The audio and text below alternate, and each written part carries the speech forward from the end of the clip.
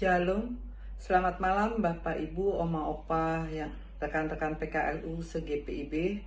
Bersyukur pada malam ini kita bertemu lagi dalam program saya dan PKLU GPIB membaca Alkitab bersama. Perkenalkan, nama saya Diana Tri Astuti, Jemaat GPIB Shalom Depok, Jawa Barat.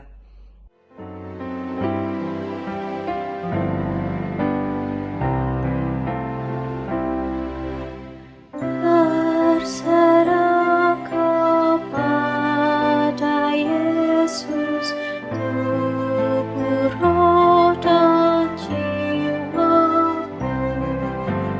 Ku kasihi, ku percaya, ku ikuti Dia terus.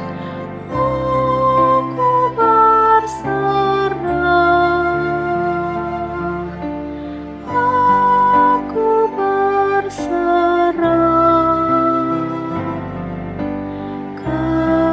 kepadamu, Juru Selamat.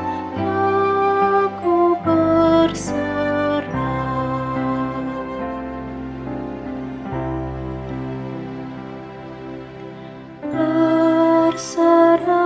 kepada Yesus, di kakinya ku sujud. Nikmat dunia ku tinggalkan, Tuhan timbang anakmu. Aku berserah, aku berserah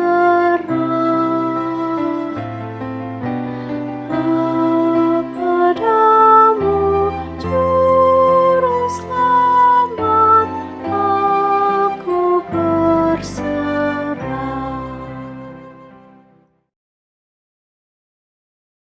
Kita akan membaca firman Tuhan malam ini, namun sebelum kita membacanya, terlebih dahulu kita berdoa. Mari kita berdoa.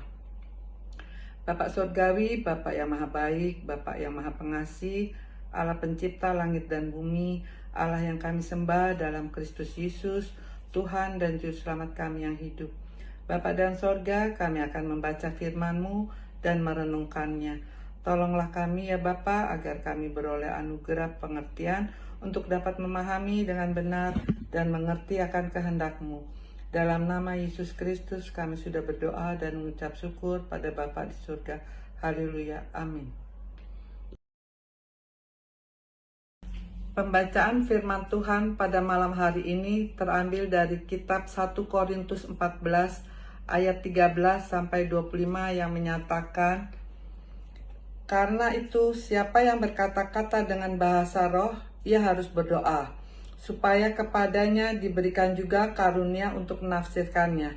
Sebab jika aku berdoa dengan bahasa roh, maka rohkulah yang berdoa, tetapi akal budiku tidak turut berdoa. Jadi apakah yang harus kubuat? Aku akan berdoa dengan rohku, tetapi aku akan berdoa juga dengan akal budiku. Aku akan menyanyi dan memuji dengan rohku, tetapi aku akan menyanyi dan memuji juga dengan akal budiku. Sebab jika engkau mengucap syukur dengan rohmu saja, bagaimanakah orang biasa yang hadir sebagai pendengar dapat mengatakan amin atas pengucapan syukurmu? Bukankah ia tidak tahu apa yang engkau katakan?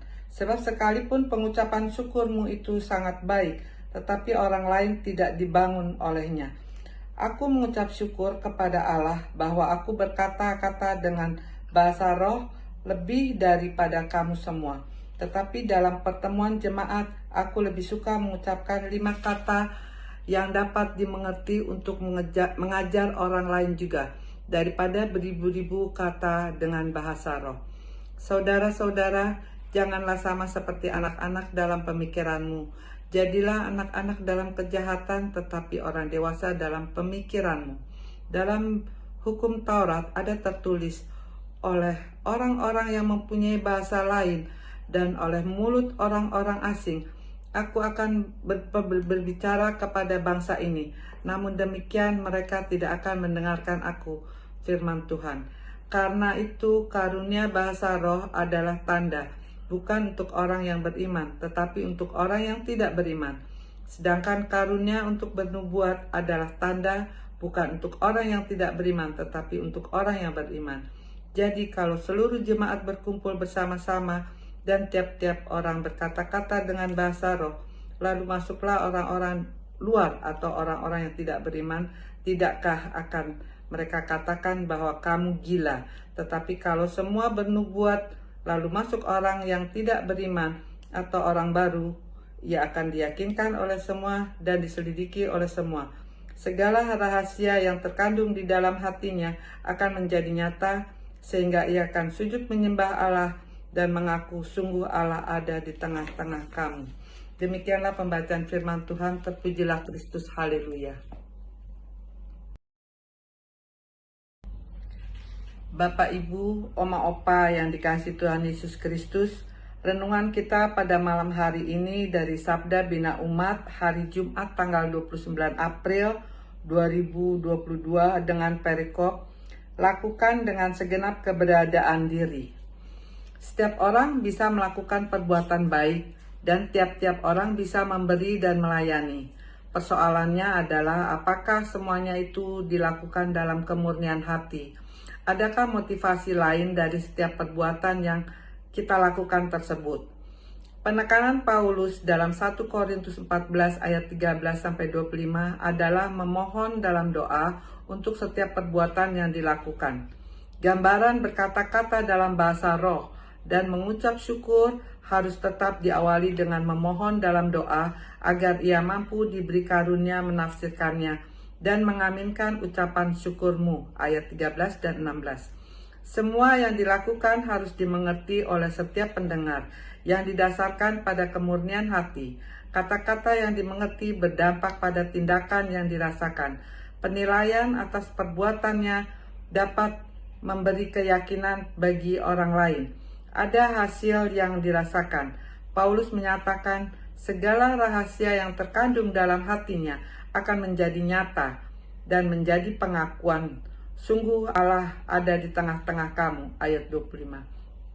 Paulus mengajak umat Korintus untuk bertindak daripada berkata-kata dalam bahasa roh yang tidak dimengerti. Tindakan murni dalam menopang dan memberi pertolongan dengan kasih itu adalah tindakan menghadirkan Allah. Allah dihadirkan melalui setiap perbuatan nyata, memberi pengertian dan pengajaran. Tidak cukup dengan kata-kata, tetapi juga dengan tindakan. Tindakan yang memberikan makna dalam kehidupan. Bagaimana kita bisa melakukannya? Mintalah kepada Allah dalam doa agar dimampukan untuk setiap perbuatan dengan segenap keberadaan diri. Pertanyaan bagi kita jelang mengakhiri hari ini adalah, apakah kita sudah melakukan segala perbuatan yang bermanfaat bagi sesama, atau kita hanya berwacana dalam materi diskusi? Menyusun rancangan pelayanan tanpa realisasi. Saatnya untuk berkarya, menghadirkan kasih Allah dalam hidup kita. Jadi, lakukan perbuatan nyata dengan segenap keberadaan diri kita. Itulah kehendak Tuhan.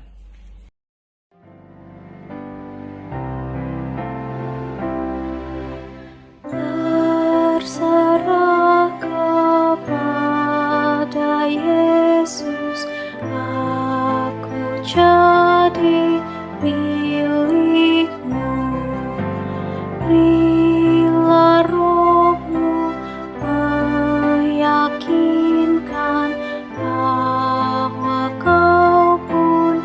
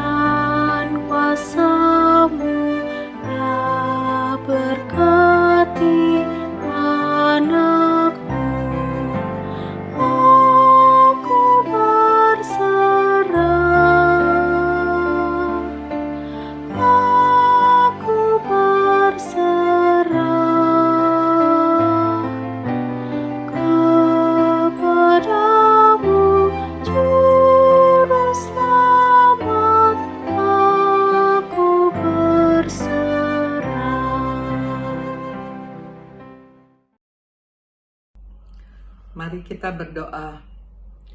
Terima kasih Tuhan Yesus atas firman-Mu bagi kami. Ajarkan kami Tuhan untuk selalu setia dan taat hanya kepada Tuhan Yesus. Bapa dalam surga, saat ini kami mau berdoa untuk semua anggota PKLU, GPIB dimanapun berada. Tuhan berikan kekuatan, kesehatan, serta jauhkan kami dari segala macam sakit penyakit, bahkan virus sekalipun, supaya kami dapat menjalani kehidupan seperti yang Tuhan anugerahkan. Kami juga berdoa bagi rekan-rekan PKLU yang mungkin dalam kelemahan tubuh, Tuhan, juga mau menjamah, menyembuhkan, dan menyehatkannya kembali. Ampuni segala dosa dan salah kami, ya Tuhan, yang kami perbuat melawan kehendak-Mu, lewat perkataan, perbuatan, bahkan pikiran kami. Inilah doa dan permohonan kami Tuhan yang kami naikkan dalam nama Tuhan Yesus Kristus, Juru Selamat kami yang hidup. Haleluya. Amin. Selamat malam. Tuhan Yesus berkati kita semua. Shalom.